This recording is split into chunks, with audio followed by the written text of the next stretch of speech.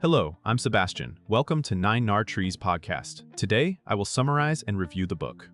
Communication Skills for Couples by Golden Hour. Publications is a relationship guide focused on the practical, day-to-day habits that help partners talk more clearly, argue more fairly, and feel emotionally safer with each other. Rather than treating conflict as a sign of failure, the book frames disagreement as a normal part of intimacy that can either damage trust or build it, depending on how couples respond. It emphasizes communication as a learnable skill, not a personality trait, and encourages readers to replace reactive patterns like defensiveness, criticism, and avoidance with structured tools for listening and speaking. The scope covers common pain points in long-term relationships, including recurring arguments, unmet expectations, emotional disconnection, and the challenge of staying close under stress. With an applied tone, the book aims to help couples move from misunderstanding to cooperation by improving how they express needs, manage emotions, and repair after conflict. It is positioned for couples who want a healthier relationship and a stronger marriage through consistent communication practices. I will give you key takeaways from this book. Firstly, building a shared communication foundation. A central theme is that couples improve communication fastest when they agree on a few shared rules and intentions before tensions rise. The book highlights how many fights are not really about the surface issue, but about feeling unheard, dismissed, or unsafe. A strong foundation starts with clarifying goals such as understanding first, solving second, and protecting respect even during disagreements. It also involves recognizing individual communication styles shaped by family history, stress responses, and past relationships. When partners understand that one person may pursue and the other may withdraw, or that one needs time to process while the other needs immediate reassurance, they can stop interpreting differences as rejection. The book encourages proactive check-ins that create predictability and reduce anxiety, especially for couples juggling work, parenting, or financial pressure. Establishing routines for discussing logistics, emotions, and relationship health can prevent small frustrations from becoming explosive. This topic also underscores the importance of accountability. Each partner takes responsibility for how they speak and listen, rather than focusing only on what the other is doing wrong. Over time, these agreements become a stabilizing framework that supports trust, closeness, and teamwork. Secondly, listening skills that reduce defensiveness and increase safety. The book treats listening as an active skill that can quickly change the emotional climate of a relationship. Many couples believe they listen, yet they are actually preparing rebuttals, correcting details, or trying to win the point. The guidance emphasizes shifting from debate mode to connection mode by using curiosity, reflection, and validation. Reflection means summarizing what you heard in your own words to confirm understanding, while validation means acknowledging that the other person's feelings make sense from their perspective, even if you disagree with conclusions. These behaviors lower defensiveness because they send a clear signal that the relationship is more important than being right. The book also addresses common listening blockers, such as minimizing, problem-solving too soon, or turning the conversation back to yourself. Another practical angle is pacing, slowing the interaction down so the nervous system can settle, which makes empathy easier. Listening well includes asking clarifying questions, checking emotional meaning behind complaints, and noticing nonverbal cues like tone and posture. When partners feel listened to, they tend to speak more clearly and less harshly, which becomes a positive cycle. This topic ultimately positions listening as a form of care that strengthens emotional intimacy and makes conflict discussions more productive. Thirdly, speaking with clarity using needs, boundaries, and respectful language. Improving communication is not only about hearing better, but also about expressing yourself without blame. The book encourages couples to replace vague criticism with specific, actionable requests and to separate observations from interpretations. Instead of global statements that trigger shame, partners are guided to describe concrete behaviors, name the emotional impact, and state the underlying need. This reduces escalation because it focuses on changeable actions rather than character attacks. The topic also includes healthy boundaries as a form of relationship protection, not punishment. Boundaries can cover tone, timing, and topics that require calm discussion, and they help couples prevent repetitive blow-ups. Another important point is emotional responsibility.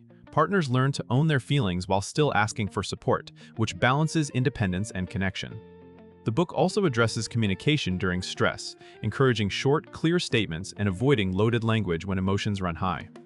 Respectful communication includes eliminating contempt, sarcasm, and scorekeeping, since these behaviors damage long-term trust. By practicing direct, kind expression, couples create fewer misunderstandings and make it easier to negotiate solutions. This topic supports a relationship culture where needs are expressed early and respectfully, reducing resentment and increasing mutual confidence. Fourthly, conflict resolution methods for recurring arguments.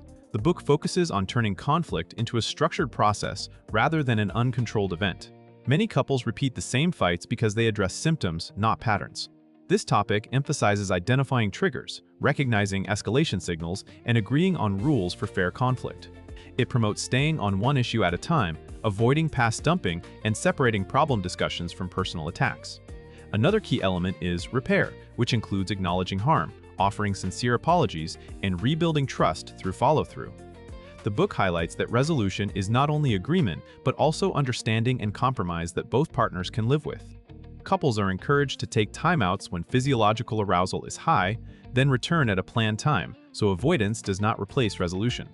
Practical problem-solving can involve brainstorming options, evaluating trade-offs, and choosing a test plan rather than demanding a perfect answer immediately. The topic also covers managing differences that may never fully disappear, guiding couples toward acceptance, negotiation, and prioritizing connection. By learning repeatable steps, partners can reduce the intensity and duration of fights, recover faster, and prevent conflict from eroding affection. The result is a more stable partnership where disagreements lead to growth rather than distance. Lastly, deepening intimacy through emotional connection and daily habits. Beyond conflict management, the book emphasizes that strong marriages are built through consistent micro-moments of connection. Intimacy grows when partners feel seen and valued, which requires attention to emotional bids, appreciation, and reliable support. The topic highlights how routines, stress, and technology can quietly reduce closeness, leaving couples functioning like roommates. Rebuilding intimacy involves intentional time, affectionate communication, and shared meaning in everyday life. The book points to gratitude and recognition as powerful tools because they counteract the negativity bias that develops during busy seasons. Emotional intimacy also depends on vulnerability, the ability to share fears, hopes, and needs without expecting rejection or ridicule. The guidance encourages couples to create safe spaces for these conversations, which can include scheduled check-ins or rituals that reinforce partnership. Another dimension is teamwork, aligning on responsibilities and expectations, so one partner does not carry invisible labor alone, which often becomes a hidden intimacy blocker. As couples practice better communication, they create more opportunities for warmth, playfulness, and sexual connection because the emotional environment feels safer. This topic positions intimacy as a practice, built through small, consistent choices that strengthen trust and keep love active. In conclusion, this book is best suited for couples who feel stuck in recurring misunderstandings, partners who avoid hard conversations, and married or long-term pairs who want to protect closeness while managing real-life pressure. It can also help engaged couples who want to build strong habits early, as well as individuals who want to show up more responsibly in their relationship. The benefit to a reader's life is practical and immediate. Better communication reduces daily stress, improves cooperation, and creates a safer emotional home. When couples learn to listen with empathy, speak with clarity, and repair after conflict, they often experience more trust, more affection, and fewer arguments that spiral into personal attacks. Compared to many relationship books that stay inspirational or theoretical, this guide is positioned around skill building and repeatable tools that can be practiced in real conversations. Its focus on both conflict resolution and intimacy makes it useful beyond crisis moments, supporting long-term satisfaction and stability. Buying it is worthwhile for readers who want a structured approach that blends emotional awareness with actionable habits, helping the relationship feel like a team again rather than an ongoing negotiation. If you would like to support Golden Hour Publications, you can buy the book through the Amazon link I've provided in the podcast description. After reading the book, please let me know what you think and share your thoughts. See you around.